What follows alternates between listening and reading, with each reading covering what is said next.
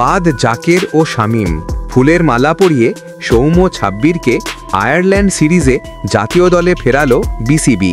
বাংলাদেশ আইরিশদের বিপক্ষে টেস্টে দাপুটে হোয়াইট ওয়াশের পর এবার শুরু হচ্ছে 3 ম্যাচের টি20 সিরিজ।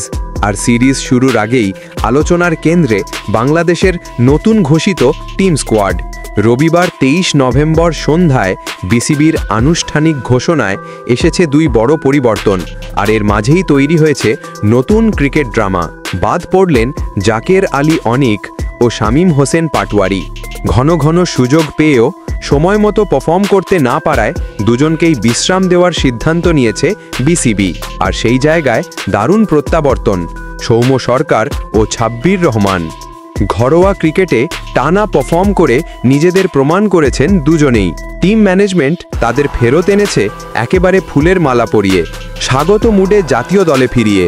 দরজা এবার খোলা হলো, ফর্মে যারা আছে তারাই দেশের হয়ে খেলবে। সভাপতি বুলবুলের বিস্ফোরক মন্তব্য। দল ঘোষণার সংবাদ সম্মেলনে বুলবুল বলেন, সৌম্য সরকার ও ছাব্বির রহমান দুর্দান্ত ফর্মে আছে। জাকের ও শামীমকে আমরা যথেষ্ট সুযোগ দিয়েছি, কিন্তু তারা তা কাজে লাগাতে পারেনি। আশায় ভর করে দল চলে না, দলে জায়গা পেতে হলে পারফর্ম করতেই হবে। তিনি আরও যোগ করেন, অফ ফর্ম ক্রিকেটারদের জন্য জাতীয় দলে জায়গা নেই, পারফরমেন্সই হবে মূল চাবিকাঠি। যা করে দেখিয়েছেন সৌম্য ও ছাব্বির। বুলবুলের সোজাসাপটা বক্তব্যেই পরিষ্কার, এই দল সম্পূর্ণ ফর্ম বেসড কম্বিনেশন নিয়ে মাঠে নামছে। আয়ারল্যান্ড সিরিজে এখন বাংলাদেশ আরও শক্তিশালী। টপ অর্ডারে সৌম্য, মিডল অর্ডারে ছাব্বিরের পাওয়ার হিটিং বাংলাদেশকে দেবে বাড়তি শক্তি ও অভিজ্ঞতা।